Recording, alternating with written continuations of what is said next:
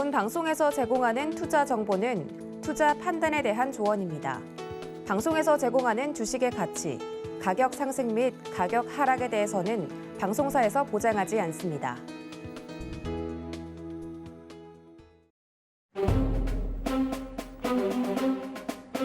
안녕하세요. 서경의 부장들 회의에 오신 여러분 환영합니다. 저는 회의에서 방송 부장을 맡고 있는 두 부장 도하나입니다.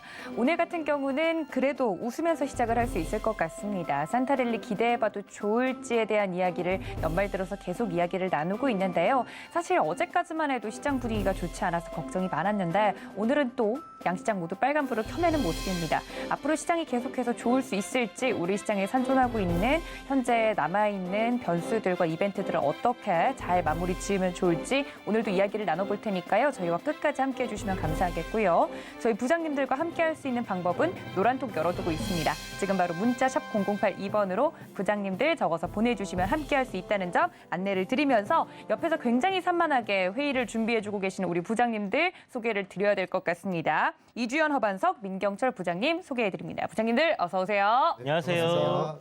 네, 정말 저도 극한 직업이다라는 생각이 드는 게 제 시야가 이쪽으로 보이잖아요. 근데 우리 부장님들이 굉장히 오늘 산만하게 준비를 막 옆에서 이렇게 장난을 치고 계셔서 저 대단하지 않나요? 방송 부장으로서? 네, 다음부터는 저희가 뭐 겨드랑이도 좀 긁고 뭐 이렇게 좀 해야 되지 않나. 방송 부장을 무너뜨리기 위한 지금 계획을 세우고 본 계신 거예요? 의견은 민 부장님 개인적인 의견으로 방송사와는 관계없음을. 예. 아니, 부장급 회의면 저는 약간 뭐랄까요? 고급스럽고 이제 다과도 함께 하면서 심각한 경제 이야기를 나눌 줄 알았는데. 야근했기 때문에 또 이제 네. 이렇게 너무 지쳐있으니까 또 이제 땀나는 건 또 닦아야 되지 않겠습니까? 자꾸 각질부터 땀까지 저희 부장급 회의에서 이상한 소리들이 나오고 있는 것 같아서 여기서 컷하겠습니다. 아니, 더불어서 우리 오늘 발제자이신 이 부장님은 오늘 정말 서울의 이 교통체증 때문에 회의에 참석 못할 뻔했다 이런 이야기가 있어요. 네. 괜찮으세요? 007에 나오는 그 기관포가 달린 자동차가 필요하지 않았나라는 생각이 들 정도로 네. 굉장히 좀 스트레스를 받다가 왔는데 네. 그래도 다행히 제 시간에 도착한 것 같습니다. 그러니까요. 아니 오늘 발제자신데 회의에 못 오실까 봐 저희 나머지 부장들이 얼마나 공포에 떨었는지. 아이디어 하나만 제시해 드릴게요. 어떤 아이디어가? 일단 우리 유효해야 됩니다. 만화 현실성 영화 같은 있어야 거 돼. 보시면 네. 풍선에 이제 사람이 이제 뜨는 거 있잖아요. 여기까지 듣도록 하겠습니다. 예, 우리 부장님들의 아이디어는 아이디어인 걸로 알겠습니다. 지금 경제가 지금 중요해요. 대한민국 경제가. 그래서 이게 조금 거기서 업그레이드 돼서 이제 드론을 여러 개 붙여서 자, 여기까지. 네, 여기서 알겠습니다. 저는 자리를 조금 바꿔주시면. 네. 알겠습니다. 알겠습니다. 자, 이렇게 개구진 우리 부장님들과 함께 재미있게 오늘도 회의를 진행해 볼 텐데요. 웃을 수 있는 이유가 있죠. 오늘 시장이 그래도 양호한 흐름을 보여줘서 다행인데 노란톡 열어두고 있겠습니다. 저희 부장님들과 함께하고 싶으신 분들 문자 샵 0082번 열어두고 있을 테니까 지금 바로 들어와 주시고요. 자, 지체 없이 오늘의 발제자이신 이 부장님한테 오늘 시장 브리핑부터 들어보도록 하겠습니다. 이 부장님 오시면서 굉장히 힘드셨을 텐데 네. 브리핑부터 좀 부탁드릴게요. 네, 아직 생각이 정리가 안 돼가지고 그래도 뭐 생각나는 대로 한번 얘기를 해볼게요. 생각나는 대로 해주세요. 네, 뭐 국내 증시 어저께 이제 우리 시황 얘기할 때 선반영 되는 흐름들이 자꾸 나온다라고 이야기 드렸는데요. 전일 국내 증시 그러니까 어저께 우리가 아침에 일어났을 때 딱 봤을 때 미증시가 급락이 나와 있었거든요. 네. 그런데 우리나라 증시가 장 초반에 조금 조정받다가 굉장히 강하게 상승을 해주면서 미증시도 반등이 강하게 나오지 않겠나라고 예상을 했었는데 예상대로 일단 뭐 국내 증시가 선반영하는 그런 흐름들을 보인 것 같다라고 봐야 될 것 같습니다. 미증시 전일 굉장히 강하게 반등이 나왔는데 오늘 또 우리나라 증시는 뜨뜻미지근하게 살짝 갭 떴다가 아래로 쭉 밀렸다가 다시 조금 회복을 시켜주는 흐름으로 마무리를 했는데요. 네. 긍정적으로 볼 수 있는 거는 일단 뭐 올선 위로 주가가 좀 회복을 해놨다라고 생각을 해볼 수 있겠고 여기서 이제 좀 상승 흐름을 이어간다라고 하면 단기적으로 우리가 이제 올선과 21세의 이격이 줄어든 상태에서 다시 확장하는 국면으로 갈 수 있기 때문에 박스권 상단 돌파 가능성이 좀 있어 보인다라고 매피셔를 좀 한번 가동해 보도록 하겠습니다. 네. 일단 뭐 3050포인트 돌파나 테스트는 일단 한번 할 것 같은데요. 네. 그게 이제 언제 되느냐 하는 부분들은 뭐 저도 정확하게 모르겠습니다. 다만 우리가 확인을 할 수 있는 부분은 뭐냐면 외국인들이 시총 상위 종목들을 집중적으로 계속 매수를 하고 있다라는 부분이거든요. 그러니까요. 네. 특히나 이제 전기전자 섹터 같은 경우 삼성전자나 SK하이닉스 같은 경우는 11월 달부터 개인들이 계속 매도를 할 때 외인들이 지속적으로 꾸준히 매수를 하고 있다라는 부분이 팩트이기 때문에 결국 외인들이 4조 즉 한 이달 말까지 계속 이어간다라고 하면 5조 정도 이상의 순매수를 할 것 같은데 손절을 하기 위해서 그러진 않겠다라고 생각이 들고요. 그렇다면 올 연말 뭐 양도세 회피 물량들 좀 다 출회되고 나면 그때 받아먹었던 물량들 수익을 실현하기 위해서 좀 상승하는 흐름들이 나올 수도 있겠다라고 생각이 듭니다. 어찌됐든 뭐 시장 전반적으로 수급이 강하게 쏠리는 종목들 계속해서 순환매 돌면서 잘 나오고 있기 때문에 트레이딩 관점으로 여러분들이 좀 짧게 공략을 해보시면 좋을 것 같고요. 네. 뭐 좋은 종목들은 뭐 내릴 때 조금씩 주워 담는 것도 나쁘지 않은 전략이다 이렇게 생각이 되니까 그런 부분들 참고하시면 좋을 것 같습니다. 네, 일단은 굉장히 긍정적인 흐름을 보여주고 있어서 어제와는 또 사뭇 다른 분위기의 시장이 연출이 됐다라고 이야기를 해주셨는데 그 주역은 바로 외국인과 기관의 매수세가 들어오고 있는 부분들이 아닐까라고 정리를 해드렸습니다. 뭐 산타 랠리까지는 아니더라도 그래도 이렇게 양호하게 가주면 내년까지 좀 긍정적인 흐름을 바라볼 수 있지 않을까라고 이야기를 해주셨는데 근데 산타랠리 이제 25일 날이 토요일이잖아요. 그렇죠. 그러면 이틀 남은 상황이기 때문에 뭐 이틀 정도 좀 반등 나오면 랠리가 되는 건지 그렇죠. 좀 의문이 아, 들긴 네. 한데 이틀 가지고 랠리라고 네. 할 수 있을지. 산타 반등. 뭐 어찌됐든 뭐 글로벌 반짝 산타 증시는 정도? 지금 죽지 않고 살아나는 그런 자리에서 굉장히 중요한 자리에서 반등 나왔거든요. 그러니까요. 그러면 뭐 우리나라 증시는 항상 그랬던 것처럼 뭐 디커플링 돼서 못 갈 수는 있겠으나 글로벌 증시는 좀 상승할 것 같다는 생각이 많이 들어요. 우리 증시도 같이 가주면 좋을 텐데. 아무튼 미국 돌고 산타가 유럽 갔다가 한국은 미안해 못 가겠네. 이렇게 될 가능성이. 아니 공평하지 않잖아요. 그럼 네. 이게 사실 네. 이게 코로나 터지고 나서 사실 산타도 거리두기 한다고요? 산타가 이제 네. 뭔가 이제 그런 바이러스 옮기는 게 아닌가. 네, 알겠습니다. 우리 민경철 위원님이 굉장히 아이디어 접근은 좋으나 연말만 되면 계속 신각신자가 늘어나더라고요. 네. 그게 산타 때문은 아니겠죠. 네, 부디 그러지 않기를 바라는 마음을 담아서. 그리고 우리 이 부장님이 오늘 발제를 해주시면서 시장을 브리핑 해주실 때 외국인과 기관의 수급 이야기를 해주셨어요. 말씀해주신 것처럼 반도체주를 이번 달에 들어서 굉장히 야금야금 잘 사는 모습이더라고요. 관련돼서 오늘 반도체 이야기 안 할 수 없을 것 같은데 산업부장님께 좀 여쭤보겠습니다. 반도체 오늘 흐름 어땠나요? 네. 서경희 부장도 산업 발제를 통해서도 반도체에 대해서 미리미리 말씀을 좀 드렸습니다.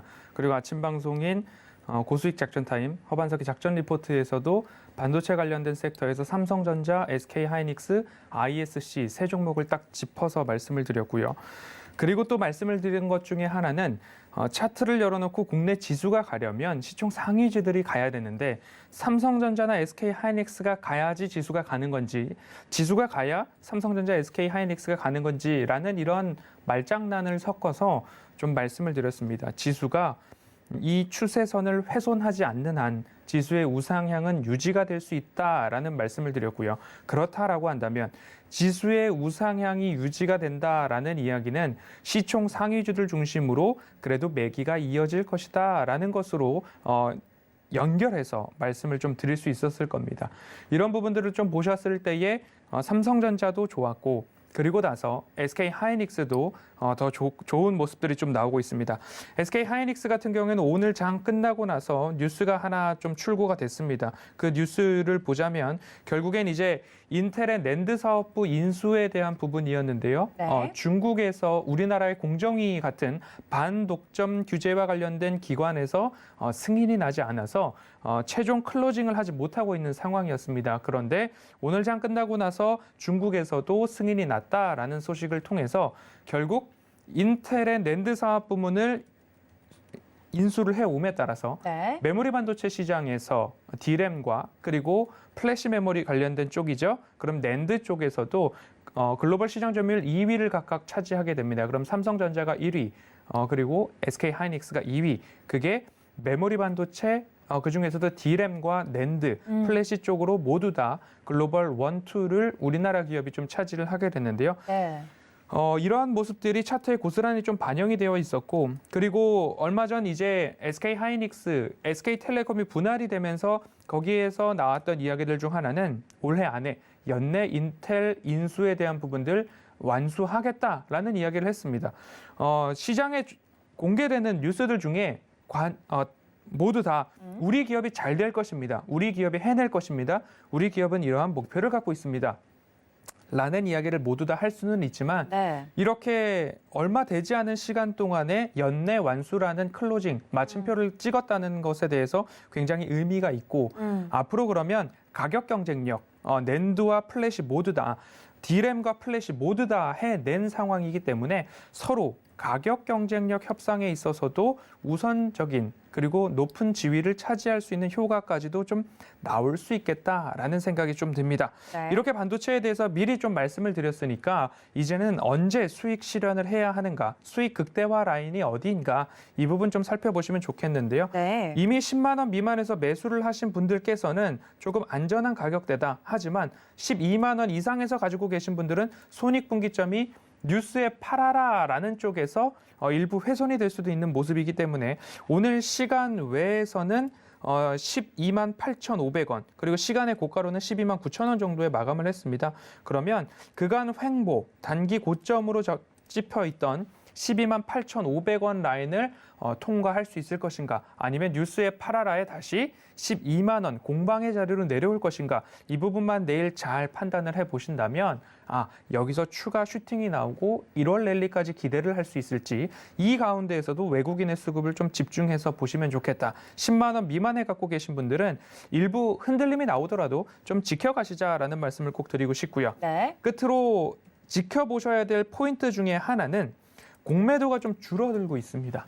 우리나라 시장의 거래 대금이 줄어들고 있는 것에 포인트가 맞춰져 있죠. 연말에 대한 좀 투심 약화, 그리고 시장이 이제 정리하는 단계니까 그런 모습들이 나오는데, 공매도가 줄고 있다라는 것은 1월 랠리를 좀 기대해 볼 만한 이야기 중에 하나가 아닐까라는 말씀을 드리면서 반도체 업종의 주도 이어가는 모습들을 한번 보시고요. 그리고 외국인 수급이 지속되는 섹터나 기업들에 대해서는 1월 랠리의 수익률 극대화까지도 도전해 보시자라는 말씀으로 시장에 대한 이야기 그리고 반도체 섹터에 대한 이야기 좀 첨언해 보도록 하겠습니다. 네, 알겠습니다. 아니, 오늘따라 더 로봇 같으시네요, 허반석 부장님. 네. 네. 아니, 옆에서 굉장히 깔끔하게 AI처럼 시장 브리핑을 쫙 해주시는데 문득 어제 다뤘던 로봇이 생각이 나는 것 같기도 하고, 아무튼 삼성전자와 SK 하이닉스 오늘 이야기를 안 할 수가 없었죠. 외국인들의 러브콜이 이어지고 있는 반도체 대형주들, 특히나 삼성전자 같은 경우는 벌써 8만 전자 가까이에 다가섰고, SK 하이닉스는 저희 방송 통해서 늘 긍정적인 이야기 해드렸던 것 같은데 10만 원 선 훌쩍 넘는 모습을 보여줬습니다. 앞으로 반도체 내년까지 쭉 볼 수 있을지에 대한 의견 같이 첨언을 해드렸으니까 우리 시청자분들은 똘똘하시고 똑똑하시니까 이 부분 잘 받아들이셨으리라 생각이 듭니다. 자, 우리 민경철 위원님께도 좀 여쭤봐야 될 것 같은데, 네. 아까 인사를 처음에 시작할 때 했었나요? 네. 늘 시그니처 인사가 있었잖아요. 네네. 로봇처럼 얘기 좀 해주세요. 매일 아침 상한가를 꿈꾸면서 일어나는 전문위원. 하지만 오늘은 안 상한가의 해주세요. 네. 그러니까 어제 상한가 두 종목에 네. 오늘 상한가 두 종목. 네, 상상의 어제 이제 쌍두마차라고 소개를 해드렸는데, 네, 그럼 네, 네 개는 오늘은 이제 정도죠? 쌍쌍바라고 또 된 것 같아요. 네. 그래서 오늘은 이제 쌍쌍바 같은 남자 이제 민경철 인사드리겠습니다. 네, 알겠습니다. 우리 민경철 의원님 벌써 그러면 오늘도 상한가 종목을 잡아내신 건가요? 네, 맞습니다. 자세한 종목 이야기는 궁금하긴 한데 네. 물어보면 네. 한도 끝도 없을 것 같아서. 뭐 빠르게 몇 개만 이야기 드리겠습니다. 빠르게? 예, 알겠습니다. 일단 뭐 우리가 로봇 관련된 예. 발제를 지난주 그래, 어제 화요일에 했었죠. 했고요. 네, 어제 근데 이제 지난주에만 로봇 관련주로 제가 이제 로보티즈라는 종목 상한가를 지난주에 잡아드렸습니다. 근데 이번 주에는 어제 또 우리 리뷰를 했지만 맞아요. 로봇 2탄에서 제가 상한가를 잡았습니다. 소리친 종목이 SPC 스템스라는 종목이었는데 오늘 또다시 상한가를 쳤습니다. 오. 그래서 저희 노랑톡에서는 이런 일화가 있어요. 어떤 어제 거예요? 공 치러 가느라 우리 SPC 시스템 상한가 갔는데 못 네. 팔았다. 어. 근데 오늘 팔고 나니까 이어서 상한가를 가서 사실 어제 공 치러 가서 못 팔았던 게 오히려 더 수익이 운이었다. 극대화돼서 오히려 오히려 좋아졌다. 잘 됐다. 이런 노랑톡의 일화가 있습니다. 그래서 예. 어찌됐건 상한가 이제 두 종목의 상한가를 잡아낸 이제 상남자 민경씨가 인사드리고요. 자, 그리고 이제 뭐 삼성전자가 저는 예. 이제 개인적으로 7만 9천 원을 뚫어낸 그 시점이 저는 더 큰 시세의 시작점이라고 생각을 합니다. 그래서 이 79,000원을 이번 주 지지해 주는지 계속해서 관심 있게 추적해 주시면 좋을 것 같고요. 네. 그리고 반대편에서 마이크론이 우리 어제가 아니라 이제 그 전에 네. 마이너스 1% 마무리가 됐는데 이제 시간으로는 장 마감 후에 플러스 5% 급등했다라고 말씀드렸는데 지구 반대편에서는 마이크론이 종가 플러스 10%대 급등 나오면서 직전의 고가를 뚫어내는 슈팅 자리를 만들었고요. 삼성전자도 우리 마이크론보다는 시가총이 크지만 마이크론이 우리 10월달 반등하는 시점부터 그 다음 날부터 삼성전자가 움직였거든요. 네. 그렇기 때문에 마이크론이 슈팅 자리를 만들었다는 것이 굉장히 좀 중요한 그런 또 숫자 포인트가 아닐까 싶고 어쨌든 이제 미국의 반도체 업체들이 반도체 실적 예상치를 상회했고 내년에도 반도체 실적 좋아질 것이라는 그런 예상치들이 발표되면서 네. 슈팅 자리를 만들었다. 우리나라 코스피 반도체 업체들도 슈팅 자리를 만들어가고 있다. 엉덩이가 무거웠던 큰형님 삼성전자 또한 네. 79,000원을 돌파하면서 제 기준에서는 장기 입형 라인대의 매물 직전의 고가를 뚫어내는 슈팅 자리를 만들었다라고 평가하도록 하고요. 자, 큰형님이 자리를 잡으면 네. 그 지역을 제패하면 우리 오른손 왼손 형님들이 네. 어깨가 하늘 높은지 모르고 올라갈 수 있습니다. 그렇기 때문에 삼성전자 하이닉스가 우리 하이닉스 기준 중장기 15만 원까지 올라가는 과정에서 삼성전자 기준 저는 이제 7만 5천 원, 8만 5천 원까지 상승하는 과정에서의 네. 반도체 소부장 관련주들 계속해서 우리 시청자분들 관심 있게 보시면 좋을 것 같다라는 이야기 남겨드리도록 하고요. 네. 일단은 뭐 한마디만 더 덧붙이자면 네. 상한가 부장으로서 지난달에 상한가를 4번 잡은 종목이 있습니다. 그 종목 이제 이름은 램테크놀로지라는 종목이죠. 반도체 소재 관련주였고요. 아직까지 반도체 장비, 반도체 재료 여러 가지 후공정 업체들에 대한 바닥권에 위치해 있는 종목들 많으니까 네. 공부 많이 하셔가지고 관련된 종목들 수익과 행복 잘 챙겨가시면 좋을 것 같습니다. 네, 상한가 부장으로서 우리 부서가 이렇게 실적이 좋다라는 어필과 더불어서 어제 다루었던 로봇 관련주들 종목 리뷰를 좀 해드렸고 반도체에 대해서도 중요한 자리들을 대형주들이 좀 뚫어줬기 때문에 긍정적으로 볼만하다라고 이야기까지 정리를 좀 해드렸습니다. 세 분의 이야기를 종합해서 우리 시청자분들 함께해 주시는 사원분들 더 추가적으로 시황이나 종목 이야기를 듣고 싶다 하시면 노란톡 열어두고 있을 테니까요. 문자 샵 0082번으로 부장들 혹은 부장님들 적어서 보내주시거나 QR코드 통해서 입장해 주시면 되겠습니다. 자, 이렇게 시장 이야기를 마쳤으면 이제 본격적으로 오늘 준비해 주신 회의 발제 내용으로 좀 들어가 볼 텐데요. 어떤 내용을 준비해 주셨을지 먼저 만나보시죠. 네, 내년도 유망 테마 중에 오늘은 CBDC, 금융혁신에 주목하라라고 CBDC를 가지고 나와주셨어요. 사실 지금 시장에서는 그렇게 두각이 되고 있지 않은데 CBDC에 대해서 준비해 주신 이유가 궁금합니다. 이 부장님 들어볼 수 있을까요? 네, 사실 뭐 할 게 없었어요. 할 게 없었고. 네, 솔직합니다. CBDC 관련해서는 이제 작년에 이제 연말 강연회 할 때 제가 뭐 기후변화 관련주들 봐라, 그 다음에 식량난 관련주들이라든지 컨텐츠 관련 섹터들 뭐 대한민국의 미래 먹거리다 얘기 드리면서 CBDC에 좀 주목을 연초해 보면 좋겠다라고 말씀드렸었는데 그리고 나서 이제 굉장히 좀 큰 폭의 상승들이 나오기는 했었어요. 그때 당시에 우리나라 그 중앙은행이죠. 한국은행에서 네. 테스트를 진행한다라는 얘기가 돌면서부터 이제 좀 시세가 크게 나왔었는데 요 지금 CBDC라는 게 뭐 센트럴 뱅크 디지털 커런시라고 해가지고 중앙은행에서 발행하는 암호화폐라고 하기는 그렇지만 디지털 화폐 이렇게 생각하시면 될 것 같습니다. 그래서 지금 보면 사회 전반적으로 디지털화가 굉장히 빠르게 되어가고 있는 그런 상황인데 뭐 NFT라든지 뭐 메타버스라든지 계속 우리가 사용하고 있는 모든 것들이 이제 디지털화되고 있습니다. 사실 뭐 현금을 들고 다니는 사람 별로 없잖아요. 그렇죠. 그래서 어떻게 네. 보면 이 은행 통장에 잠시 스쳐가는 숫자들 뭐 디지털화되어 있는 돈이다라고 생각을 해도 무방할 것 같긴 한데 이게 이제 실질적으로 우리가 사용하고 있는 화폐들이 이렇게 디지털화되어서 이제 뭐 우리 생활에 들어온다라고 봐도 무방한 그런 상황이다라고 보여집니다. 네. 지금 뭐 세계 중앙은행들의 86% 정도 되는 비중으로 지금 뭐 CBDC를 이제 착수를 하고 있고요. 네. 뭐 연구를 하고 있는 곳도 있고 실질적으로 이제 뭐 핀란드라든지 이런 곳에서는 진행을 했다가 실패를 해서 다시 한번 뭐 이렇게 다시 재도전을 하는 그런 상황들인데 일단 베이징 동계올림픽이 내년 2월이에요. 네. 그러면 이제 한 두어 달 정도 12월 이제 거의 다 갔으니까 한 두 달 정도 남은 상황인데 요 베이징 동계 올림픽에서 중국이 디지털 위안화를 상용화하겠다라고 이제 얘기를 했거든요. 그래서 네. 지금 이제 특정 지역에서만 테스트를 이렇게 했었는데 요 베이징 동계 올림픽을 이제 배경으로 해서 우리가 이런 디지털 커런시를 상용화하고 있고 사용할 수 있다라는 것을 전 세계에 이제 알리는 그런 계기가 되지 않을까라는 생각이 들고요. 네. 이러한 뭐 이슈들이 결국 한 1월 달쯤 되면 관련주들 좀 상승으로 만들어낼 수 있는 일정이다라고 또 봐도 될 것 같다라는 생각이 들기 때문에 지금은 사실 관련주들 뭐 시세 한 차례 분출을 했다가 한 6개월 정도 계속 내리막길을 걷고 있는 상황인데요. 바닥권에서 뭔가 거래량도 나오지 않고 있는 그런 상황입니다. 한마디로 누구도 거들떠 보지 않는 네. 그런 테마다라고 생각하시면 되는데 네. 잘 지켜보시다가 거래가 이제 한 차례 나온다든지 이렇게 수급이 좀 실리는 흐름이 보여진다라면 아니면 추세 전환을 하는 흐름이 나온다라면 그때부터 2월 달에 있을 동계올림픽을 대비를 해서 조금씩 모아가시는 전략도 좋지 않겠나 해서 준비를 했고 네. 요 CBDC로 인해 가지고 또 달라지는 점들을 이제 우리 부장님들과 함께 네. 한번 얘기를 해볼까 해서 이렇게 준비를 했습니다. 네, 우리 이 부장님께서 CBDC에 대해서 오늘 왜 준비를 했는지 자세하게 좀 이야기를 해드렸습니다. 그러고 보니까 한참 암호화폐와 얽혀서 이야기가 나오다가 지금은 또 시장에서 소외를 받고 있는 테마 중에 하나라서 이런 게 있었지 하고서 지금 또 기억이 나시는 분들이 계시는 것 같아요.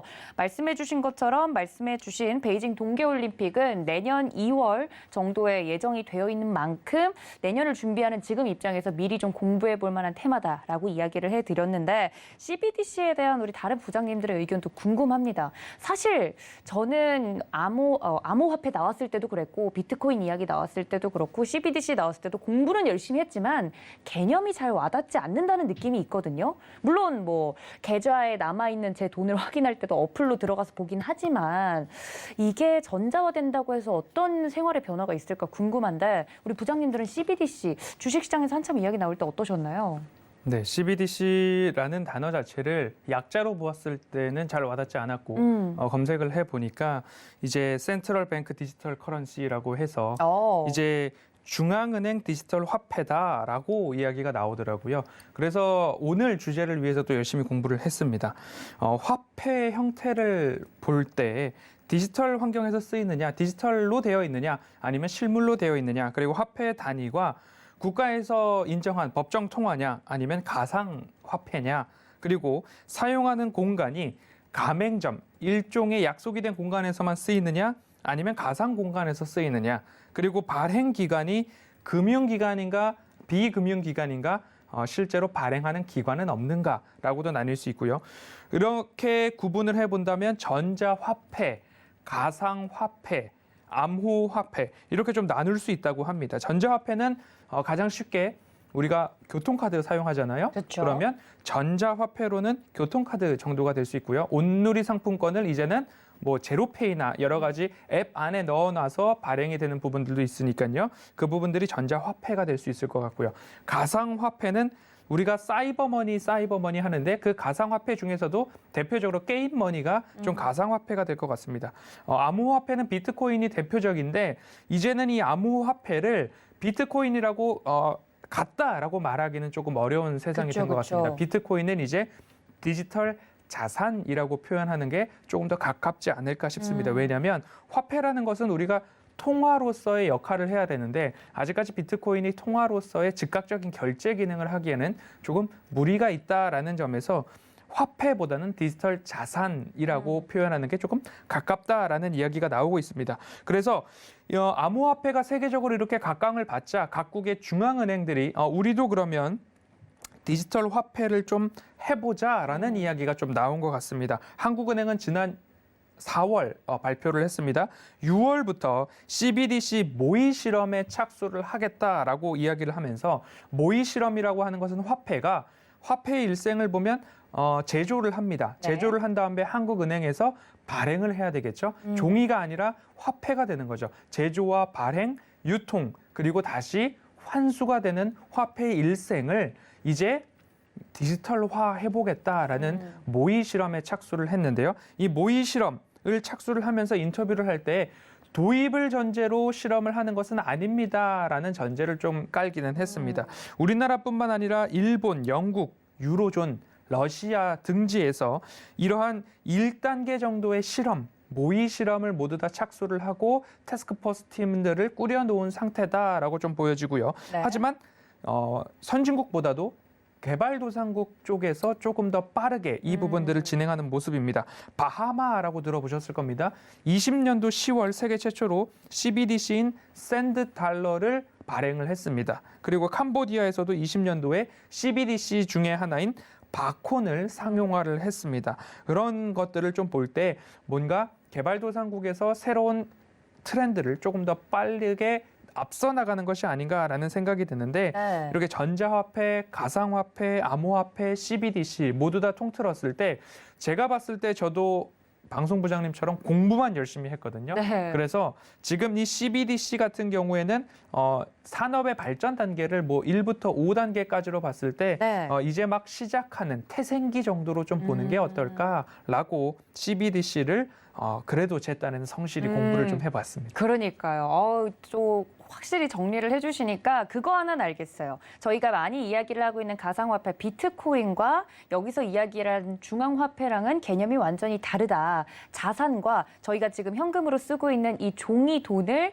혹은 동전 돈을 전자화한 게 오늘의 주인공인 CBDC의 개념이 될 것이다 라고 이야기를 해주셨는데 확실히 각국에서도 CBDC와 관련돼서 뭐 연구나 실험을 좀 착수하겠다라는 이야기가 나오면서 비트코인과 함께 이야기가 한번 나왔었잖아요. 네. 그런데 1단계에서 5단계 정도를 비유를 하자면 지금은 거의 1단계 초기 단계라서 상용화되기까지는 좀 시간이 걸리지 않을까라는 생각이 많이 듭니다만 사실 저희가 또 이야기를 해야 되는 게 테이퍼링을 저희가 직접 겪고 있잖아요. 뿌린 돈을 다시 회수하는 과정에서 돈이 손으로 만져지니까 그건 느껴지는데 이게 전자화되면 과연 편리할까 혹은 소외계층이 늘어날까 이런 생각도 들긴 하거든요. 좀 앞서서 반응하는 주식시장에 있는 투자자로서 CBDC 좀 기민하게 반응해야 될지 궁금한데 우리 민경철 위원님은 어떠세요? 일단은 뭐 어떤 새로운 이제 은행 뱅킹 서비스가 도입이 되던 간에 네. 일단 기득권 분들의 네. 그런 그동안의 수십 년 동안의 습관을 바꾸기는 어렵습니다. 실제로 지금 은행권에서 근무하시는 이제 분들의 좀 이야기를 들어보면은 네. 사실 은행업에서 가장 뭐 중요할 수도 있지만 매출적인 부분에서는 이제 많이 나오지 않는 부분인데 정부가 이제 우리 어르신분들 위해서 국가 보조금을 지원해 주는 것들을 은행에서 찾아가야 됩니다. 그러면은 은행 창구에서 이번 달에는 왜 이렇게 보조금을 조금 좀 줬냐 네. 이런 이제 그런 민원이 있을 수 있죠. 응대들을 네, 네. 이제 은행 입장에서는 매출이 나오는 게 아니라 그냥 정부에서 지급받는 돈을 전달해주는 그런 그렇죠. 공공의 역할을 하는데도 불구하고 그 지급하는 날에는 엄청난 대기 인원이 있을 몰린대요. 만큼 이제 은행에 몰린다라고 해요. 예, 예. 근데 사실 우리 지금 시청하고 계시는 시청자 여러분들 중에서는 뭐 은행 갈 일이 요즘에는 거의 없습니다. 그쵸. 다 인터넷 인터넷 뱅킹으로 되죠. 하고 네. 여기에 이제 적응하는 세대도 있지만 아직까지는 그런 이제 인터넷 뱅킹에 적응하지 못하는 그런 기존의 뭐 이용자들도 있다라는 관점에서 네. 자, 아무리 뭐 디지털 화폐가 뭐 상용화에 아직 단계까지는 발전하지 않았지만 만약에 상용화가 된다고 하더라도 뭐 병행해서 좀 진행될 것으로 보여지고요. 일단은 뭐 제 기준에서는 약간 네. 이런 개념에서 처음에는 도입이 되지 않을까 싶습니다. 뭐 신세계 상품권이라던가 이런 것들을 선물하기를 통해서 바코드로 선물을 해주잖아요. 근데 그렇죠. 지금도 가능하죠. 사실 그거를 디지털로 가지고 있거나 이거를 바코드 찍고 현금으로 바꾸거나 아니면 계산할 때 그냥 이걸로 계산을 하거나 뭔가 그런 개념과 이런 디지털 화폐에 대한 개념이 좀 유사한 게 아닌가라는 좀 이야기를 남겨드리도록 하겠고 네. 일단은 암호화폐와 이제 뭐 우리 디지털 화폐의 네. 차이점에 대한 부분은 차근차근 앵커님이 질문해 주시면은 네. 좀 설명드리도록 하겠습니다. 그럼 지금 바로 물어보죠. 암호화폐와 CBDC의 차이를 네. 조금 극명하게 나눠보자면 네. 일단 어떻게 첫 번째 나누실까요? 암호화폐는요. 이제 각국의 통화들을 왜 우리가 환전을 해야 되냐? 비트코인이면 비트코인을 전 세계에서 공용된 통화로 사용을 하자. 네. 통화 화폐 혁명을 일으키는 그런 개념입니다. 탈중앙화되어 있는 은행과 국가에 중앙되어 있는 그런 시스템 체계가 아니라 각 보유하고 있는 사람들이 채굴하는 작업들을 통해서 공공장부를 기입해서 이거를 뭐 특정 은행, 특정 국가에서 이런 정보들을 중앙화시키는 게 아니라 모두가 공공장부를 기록하자라는 취지에서의 좀 탈중앙화를 추구하고자 하는 것이 이제 암호화폐고요. 네. 그리고 두 번째는 암호화폐는 주식과 같이 24시간 변합니다. 가격이, 네. 가치가. 하지만 통화는 10,000원에 대한 가치가 갑자기 하루아침에 변하는 게 아니거든요. 그러니까 그런 변동성에 대한 부분이 암호화폐는 24시간 계속 바뀌는 거고 네. 디지털 화폐는 1,000원짜리면 내일이어도 1,000원입니다. 하지만 비트코인은 이게 10년 전에는 10,000원이었는데 네. 지금은 6천만 원이고요. 몇 달 전에는 8천만 원입니다. 그러니까 우리 암호화폐를 결제를 하기 위해서는 이게 빠지길 기다렸다가 내가 물건을 살 때 사는 게 이득이고요. 내가 물건을 파는 사람 입장에서는 내가 팔려고 했다가도 암호화폐 가격이 올라가면은 더 이득이니까 올랐을 때 파는 게 이득이니까 네. 서로 이제 암호화폐를 법정 통화로 쓰기에는 그 변동폭이 좀 눈치 보기 장세가 좀 지속이 될 수 있다라는 부분. 그리고 네. 이제 디지털 화폐 같은 경우는 뭐 이제 1,000원이 내일도 1,000원이고 10년 뒤에도 1,000원이기 때문에 네. 이런 부분이 좀 차이가 있는 것 같고요. 그리고 암호화폐 같은 경우는 세 번째 차이점은 이제 비트코인이나 뭐 특정 암호화폐 같은 경우는 총 발행 한도가 정해져 있습니다. 그래서 비트코인이 어떻게 보면은 디지털의 금이다. 뭐 석유와 같이 한정된 자원이기 때문에 이거에 대해서 투자 베팅을 하시는 분들이 굉장히 많은데 네. 사실 디지털 화폐 같은 경우는 총 발행 한도가 없기 때문에 이런 마구마구 돈을 찍어내면 되는 것처럼 우리 디지털 화폐도 마구마구 발행량을 늘려버리면 상대적으로 우리 통화의 공급량이 많아지니까 돈의 가치가 좀 줄어들 수 있는 그런 문제들이 좀 있을 수 있다라는 부분을 저는 세 가지 좀 차이점을 좀 이야기를 드리고 싶습니다. 네, 일단 확실히 가상화폐와 그리고 디지털 화폐의 차이는 명확하다. 탈중앙화냐 혹은 중앙화를 더 집중시키는 것이냐에 따라서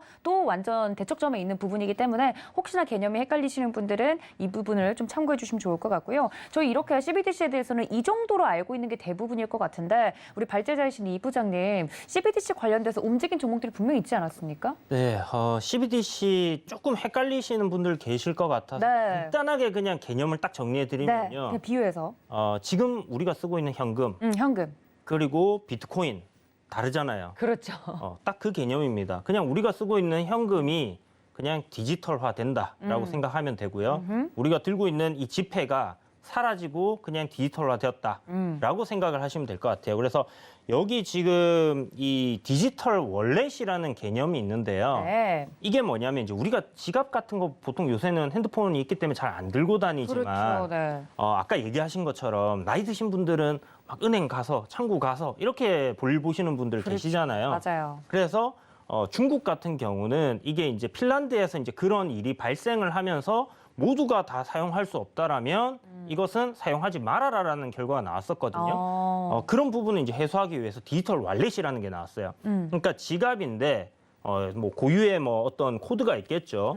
여기로 정부에서 뭐 지원금을 준다고 하면 돈이 네. 그냥 다이렉트로 들어오는 들어오는 겁니다. 거예요? 네. 그렇기 때문에 이제 편리성 면에서 굉장히 좋아지는 거고, 그러니까 은행을 거쳐서 또 사람들에게 배분이 나가고 이런 게 아니라 정부가 돈을 찍어낸다. 그러면 그냥 각 국민들에게 쫙 배분이 되는 그런 시스템으로 갈 수 있기 때문에 은행을 배제시키는 그런 하나의 플랫폼이 될 수 있다라는 부분이거든요. 그럼 아까 전에 이제 말씀하신 것처럼 이 기득권 세력들, 은행들은 그동안 돈 잘 벌고 있었어요. 그렇죠. 대출해주고 뭐 이자 주면서 돈을 잘 벌고 있었는데 이 기득권을 과연 놓을 것인가? 그래서 지금 전 세계적으로 이제 이 처음에 이제 이 CBDC가 흐지부지하게 약간 좀 논의는 있었으나 각 국가들이 별로 적극적이지는 않았습니다. 네. 그런데 페이스북에서 이제 암호화폐 리브라라는 맞아요. 거를 우리가 전 세계 통화로 이렇게 사용할 수 있도록 만들겠다라고 발표를 하면서 백서를 딱 발표를 했는데 세계 중앙은행들이 다 뒤집어져 버리는 거예요. 그렇죠. 이게 지금 페이스북이 전 세계 28억 명이 사용을 하고 있고 76개국에서 사용을 하고 있는데 만약에 정말 통화로 이렇게 인정이 돼서 사람들이 사용을 하기 시작하면 각국이 가지고 있는 통화를 찍어낼 수 있는 그런 권한이 사라져버릴 수 있다는 그런 공포감을 심어준 거예요. 하다못해 한국조폐공사도 이제 할 게 없어지는 거죠. 그렇게 되는 네. 거죠. 그래서 이제 뭐 우리가 달러를 뭐 여기서 저기서 다 각 나라마다 쓸 수 있듯이 이제 아까 비트코인에 대한 그런 아나키스트적인 그런 아이디어를 어떻게 보면 페이스북이 진행을 하려고 했는데 요거 발표했다가 저커버거가 의회 청문회 끌려가가지고 이제 조리를 굉장히 심하게 당했는데 어쨌든 이제 그 일 이후에 각 중앙은행에서 이 CBDC라는 걸 굉장히 빠르게 진행을 합니다. 그리고 아까 전에 이제 개발도상국들이 먼저 채택을 한 이유를 살펴보면 CBDC의 장점이라고 할 수 있는 게 우리가 이제 이 동전을 찍어내는데 돈이 많이 들어가잖아요. 자원이 들어갑니다. 그렇죠, 그렇죠. 종이 지폐 화폐도 거기에 다양한 보안 뭐 홀로그램이라든지 다 입혀야죠. 네. 그렇죠. 이제 또 복제가 불가능한 그런 잉크를 써야 되고 특수 재질의 이런 것들이 또 찍어내는데 비용이 굉장히 많이 들어가요. 여러분들 이제 뉴스 보셔서 아시겠지만 5만 원권이 회수가 안 돼요. 집에 다 쟁겨 놓는 건지 아니면 뭐 사과 박스에다 다 넣어 놓는 건지는 모르겠으나 5만 원권이 발행되면 이게 돌아야 되는데 그렇죠. 돌지 않아서 계속 찍어내야 되는 그런 상황이 발생하고 있거든요. 어허. 이제 그런 데서 들어가는 비용들 이런 것들이 다 사라지게 절감할 된다라고 수 보면 있다. 될 것 같고요. 그 말은 또 무슨 말이냐? 결국 돈을 어디다 숨겨둘 수 없다라는 겁니다. 즉 정부에서 중앙은행에서 누가 얼마 들고 있나 다 모니터링이 가능해지겠네요. 그런 네. 상황이 이제 오기 때문에 국가에서는 굉장히 득이 되겠죠. 세금을 걷는 데 있어서. 예, 예. 그래서 개발도상국들은 아무래도 특히나 이제 부정부패 뭐 이런 부분들이 좀 있는 국가들인 경우에는 먼저 아무래도 좀 정부에서 채택을 하는, 네. 이런 통화를 갖다 좀 통제하기에 편한 그런 상황들이 있다라고 보시면 될 것 같고 네. 이런 부분들 때문에 이제 우리나라도 네. 이 음성화되어 있는 돈들을 돈들을 갖다가 어떻게 좀 해낼 때 세수 부족하잖아요. 600조 지금 확장 정책하고 네. 막 하고 있는 상황인데 확실히 그러다 보니까 장단점이 있긴 있는 것 같아요. 그죠? 네, 그렇죠. 그래서 음. 뭐 그런 부분들 때문에 이제 우리나라도 지금 테스트를 하는 것 같고 6월 달까지 이제 2차 테스트가 마무리된다라고 하면 그때 이제 나오는 보고서 그다음에 뭐 세계 각 나라들마다 이제 이게 진행이 되고 있는 상황이기 때문에 네. 제가 봤을 때 좀 메가 트렌드가 아닌가라고 생각이 듭니다. 그래서 어찌 됐든 이쪽 역시 우리가 이제 뭐 로봇 테마라든지 아니면 이제 2차 전지가 우리가 이제 미래를 생각했을 때 가야 네. 하는 산업의 방향이라고 하면 네. CBDC 역시 그러한 메가 트렌드에 포함되는 그런 하나의 이슈가 되지 않을까라고 생각이 들고요. 그런 관점에서 좀 접근을 해보자라고 말씀을 드리겠고 네. 일단은 단기적으로는 2월 달에 동계올림픽이 있으니까 네. 관련주들 한번 살펴보면 한국컴퓨터라고 있어요. 한국 컴퓨터요. 네, 그리고 한네트, 그다음에 로지시스, KCT 이렇게 한 4종목 정도 이거보다 좀 더 있는데 네, 네. 대표적인 것만 보잖아요. 네, 좀 그러니까 앞에 작년 초부터 해서 좀 시세들이 나왔던 종목들이 결국은 테마적으로 같이 움직일 수 있는 거잖아요. 그러니까 물론 후발주들이 나중에 이제 선발주들 쫙 올라가고 나서 좀 시세들이 나올 수 있다고 하더라도 별 재미가 없을 거란 말이에요. 그래서 네. 우리는 기존에 좀 관련주로 엮였던 종목들 위주로 보는 게 좋을 것 같고요. 대장주라고 하면 사실 카카오가 지금 정부에서 이 테스트에 네. 들어가 있는 부분이 있기 때문에 카카오가 제일 수혜가 될 수도 있다라고 생각합니다. 어떻게 보면 카카오톡 안 쓰는 대한민국 국민이 없을 정도니까요. 그렇죠. 네. 그래서 뭐 플랫폼적으로 이쪽이 진행이 될 수도 있겠지만 어찌됐든 너무 시총이 크기 때문에 그렇다면 이제 좀 시세적인 측면에서 좀 강하게 올라갈 수 있는 소형주들을 보는 게 맞는 것 같은데 네. 한국 컴퓨터가 지금 조금 시세적인 측면에서 요 4종목들을 두고 봤을 때 조금 괜찮은 흐름이다라고 생각이 들고요. 그래서 뭐 다른 어떤 이슈들이 좀 붙어 있는 거 아닐까라는 생각도 좀 들어요. 그래서 요거 한국 컴퓨터 대장주는 아직 뭐가 될지 모릅니다. 왜냐하면 시세적인 측면에서 거래량이 네, 크게 들어왔거나 선별이 한 아직 게 안 없기 됐기 때문에 때문에, 그래서 네. 관련주들 여러분들이 관심 종목에 딱 넣어두시고 한번 잘 지켜보자 이렇게 말씀드릴게요. 네, 메가 트렌드로서 확실히 자리매김할 수 있을 만한 가능성이 있는 테마로서 그 안에서 지금 현재 움직이고 있는 종목들 중에 대표적인 종목들 우리 이 부장님이 봐주셨습니다. 종목 이야기를 하면 또 우리 상한가 부장님이신 민경철 부장님께도 여쭤보고 싶은데 네네. 네, 관련돼서 움직이는 종목들이 굉장히 많잖아요, 부장님들. 네. 여러 가지 좀 종목을 소개를 해주시면 좋을 것 같아요. 종목 리스트를. 네, 일단은 뭐 디지털 화폐 관련해서는 제가 이제 PHC라는 종목을 또 상한가를 시청자 여러분들에게 안겨드렸습니다. 11월 달 제가 문어발 전법을 통해서 디지털 화폐 관련된 사업 목적을 3분기 보고서 상에 추가했다라는 이슈 때문에 제가 이제 PHC라는 종목을 우리 시청자 여러분들에게 주유소 게임에서 소개를 시켜드린 바 있는데요. 네. 차트를 잠깐만 보고 가도록 하겠습니다. 자, PHC. 자, 원래 이 종목이 진단키트 관련주였거든요. 근데 진단키트 관련해서 구필러시스 헬스케어라는 기업이었는데 과거 1,000원짜리가 9,000원까지 폭발했다가 네. 그 시세를 반납한 어디서? 자, 바닥에서 네, 우리 자, 디지털 화폐 플러스 진단키트 관련된 이슈로 공략을 했습니다. 자, 11월 22일에 공략을 했고 그 이후에 10% 이상 수익권 도달했는데 자, 어제 장중 상한가 마감이 됐고요. 오늘 플러스 6%까지 추가 시세 기록하면서 일단은 뭐 한 달 정도 만에 지금 매수가 대비 56%라는 거의 20년치 은행이자의 수익을 네, 한 달 만에 좀 노려보게 됐었던 종목인 것 같습니다. 그래서 어찌됐건 바닥에 위치해 있는 우리 디지털 화폐 관련주들. 뭐 일단은 뭐 이 종목 같은 경우는 진단키트 관련된 이슈로 튀어 오르긴 했지만 굉장히 또 메리트가 있다라는 생각이 들고요. 네. 개인적으로는 은행 통장에 숫자로 돈이 찍히나 아니면은 디지털 화폐화된 그게 디지털 화폐로 몇 만 원짜리가 몇 개, 몇백 개, 몇천 개가 있나. 사실 무슨 차이인지, 네. 뭐가 메리트가 있는지는 개인적으로는 잘 모르겠지만. 아직은 느끼기 하지만 힘들죠. 뭐 네. 내년에 이제 베이징 올림픽에서 중국 정부가 앞으로 이제 그런 최대 모델들을 가격을 발표하게 하면, 되는 부분들과 우리나라 한국은행에서도 6월 달까지 시범 운행을 해서 그 결과를 또 내년 상반기에 또 발표할 예정입니다. 그래서 그런 모멘텀에 따라서 다시 한번 디지털 화폐 관련주들 좀 부각이 될 여지가 있다라는 이야기 남겨드리도록 하겠고요. 지금 시장에서 좀 명확하게 우리 디지털 화폐 관련주로 좀 부각이 됐었던 종목은 우리 테마 부장님께서도 이야기를 해주셨지만 자, 한네트, 그리고 KCT, 그리고 이제 풍산, 네, 로지시스, 프리엠스, KCS, 그리고 누리플렉스라는 종목들인데 보시면은 차트가 거의 다 비슷합니다. 그러네요. 올해 3월달, 4월달, 5월달 네, 뭐 일론 머스크가 비트코인으로 테슬라 결제하게 해주겠다. 뭐 이런 이슈들 붙이면서 뭐 ETF 승인은 이제 하반기 됐죠. 네. 그런 거 말고 이제 그런 이슈들 붙여졌을 때 중국 정부가 이제 암호화폐 규제를 하기 전에 비트코인이 5월달 8천만 원까지 가는 과정에서 디지털 화폐 관련주들도 비트코인의 흐름과 유사하게 정말 1000%. 자, 우리 프리엠스도 3,000원짜리가 34,000원까지 1000%. 좀 대체세를 분출한 좀 과거력이 있습니다. 그래서 뭐 이런 디지털 화폐 관련된 종목들이 실제 실적과 무관하게 좀 암호화폐가 올라가고 각 국가가 블록체인을 도입한 화폐를 전자화시키겠다라는 이슈만으로 좀 주가가 폭등한 과거력이 있는데 저는 이제 본 종목들 중에서 네, 그래도 오늘 좀 체포를 해야 될 종목이 있지 않나.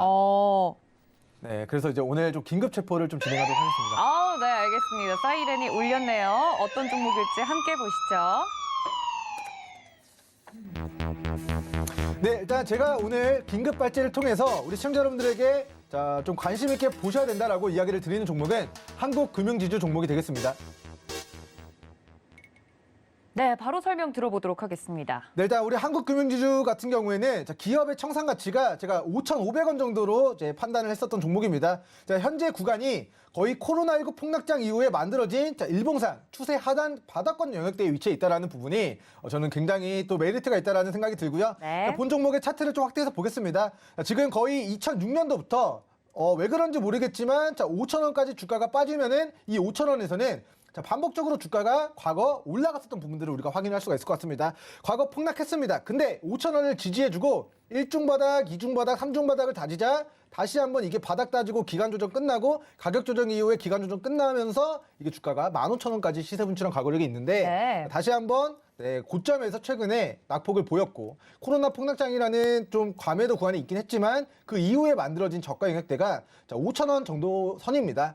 기업의 청산 가치는 5,500원 정도라고 말씀을 드렸기 때문에 자, 이 기업이 코로나 폭락장만 아니었다면 5,500원인 기업의 청산 가치 부근에서는 과거에 한 번, 두 번, 세 번, 네 번 계속해서 반복적인 시세가 좀 분출이 되었다라는 관점에서 자, 5,000원에 공략해서 다시 한번 직전 고가 박스 상단 8,000원까지만 시세를 누려본다 하더라도 60%인데요. 근데 이 60%의 시세를 뭐 시간을 잘 우리가 바닥에 잡아서 기다릴 수 있다면 우리 시청자 여러분들이 자, 디지털 화폐 관련주로 한국금융지주 관심 있게 보시면 좋을 것 같다라는 취지에서의 발언 이야기 드리도록 하겠고 매수 근거를 정리해드리면 첫 번째 네. 본 기업의 기업 가치가 5,500원인데 지금 주가가 5,350원이다. 즉 기업의 청산가치 부근이다. 저평가 종목이다. 그리고 두 번째는 기술적으로 지금 최근 5년 동안의 일봉상 추세 하단 바닥권에 위치해 있다. 세 번째는 자, 아까 우리 테마부장님께서 설명해 주셨다시피 네. 향후 디지털 화폐 관련주로 부각될 가능성이 존재한다. 만약에 부각된다면 우리는 몇십 % 수익을 노려보면 되고요. 만약에 부각 안 된다면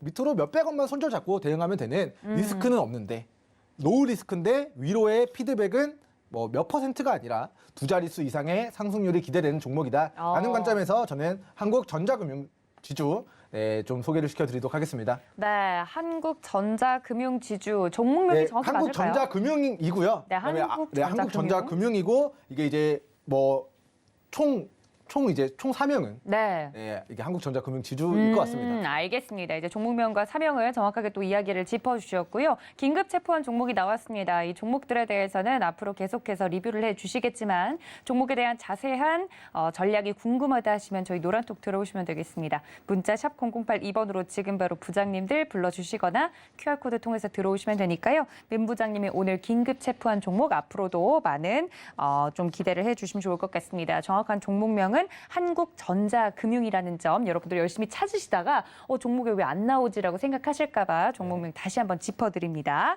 일단 긴급 체포까지 했는데 제가 이야기를 들으면서 이렇게 들어보니까 이 전자화폐라는 게 실행되면 좋은 점도 있고 나쁜 점도 있고 수혜주도 있고 혹은 전자화폐가 되면서 지는 사업들도 분명히 있을 것 같아요.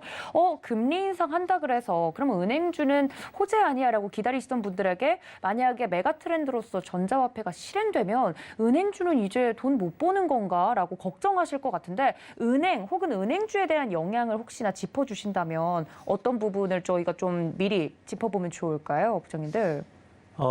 그러니까 제가 좀 전에 말씀드렸던 은행을 배제시킨 상황으로 진행을 하는 케이스가 하나가 있고요. 그게 시나리오 1. 네, 그게 시나리오 하나가 이제 잡혀 있는 부분이고 은행을 기존에 이제 은행에도 종사하는 사람들이 많잖아요. 일자리도 그렇죠. 많이 있기 때문에 기존의 기득권들이 이걸 이제 놓지 않으려고 한다라고 아까 말씀드렸잖아요. 그래서 세계중앙은행에서 CBDC를 진행은 하되 굉장히 보수적인 가이드라인을 제시해놨습니다. 그래서 실질적으로 기존의 화폐와 같이 사용할 수 있는 그런 유예기간이 분명히 있을 거라고 생각이 들고요. 시장에서 이렇게 CBDC가 급격하게 우리 화폐개혁처럼 네. 발생하는 일은 있지는 않을 것 같다. 그러니까 한동안은 실질적으로 만약에 우리가 전자화폐를 사용하게 되더라도 네. 기존에 있는 화폐들 기존대로 좀 사용을 하면서 단계적인 이런 뭐 과정을 거쳐가지 않겠나 이렇게 생각이 듭니다. 그래서 뭐 은행주들 너무 지금 단계에서 너무 걱정하실 필요 없어요. 아까 허 부장님 말씀하셨듯이 네. 태생 단계에 있는 사업이에요. 그렇기 때문에 그 기대감으로 주가가 움직이는 부분이다라고 생각하시고 그런 부분 때문에 은행이 흔들리거나 하지는 않을 거니까 너무 걱정하지 않으셔도 될 것 같습니다. 네, 제가 또 노파심에 여쭈어봤는데 이제 막 시작을 하고 있고 걸음마 단계인 사업이기 때문에 이 부분에 대해서는 혹시나 좀 장기적으로 보시고 언제 또 이것이 태동이 될지를 여러분들이 기민하게 쫓아가시다 보면 그 부분들에 대해서 투자 타이밍이나 매수 타이밍은 그때 정도에 좀 명확하게 나오지 않을까라는 이야기를 저희 부장님들이 전해드렸습니다. 관련돼서 자세한 앞으로 이런 테마적인 전략은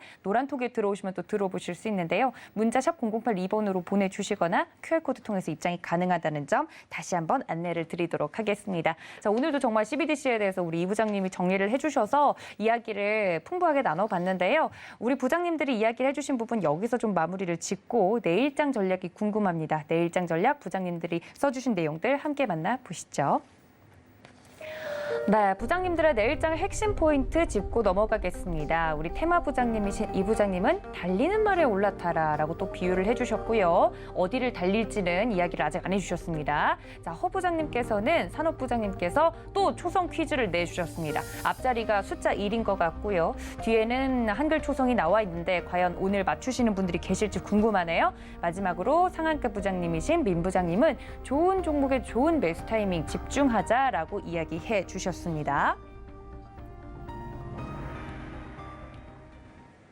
네, 일장 전략이라고 했는데 정확하게 어떤 부분을 이야기하는 것인지 난 모르겠다 하시는 분들도 노란톡 들어오시면 되겠습니다. 자세하게 이야기를 해드릴 텐데요. 문자 샵 0082번 기억하시죠? 부장님들 적어서 보내주시거나 QR코드 통해서 지금 바로 입장이 가능하다는 점 알려드리도록 하겠습니다. 또 이어지는 주유소 2부에서는 우리 민경철 부장님께서 오늘 상상을 더해서 4번을 잡아내셨다고 하는데 그 상한가 비결에 대해서 이야기를 또 해주실 예정이라고 하니까 2부까지 많은 참여 부탁드리도록 하겠습니다. 본 방송에서 제공해 드린 정보는 투자 판단에 대한 조언일 뿐 해당 주식의 가치나 수익률을 보장하고 있지 않다는 점까지 알려드리면서요. 오늘 저희 야근은 여기서 마치도록 하겠습니다. 함께해 주신 여러분 고맙습니다.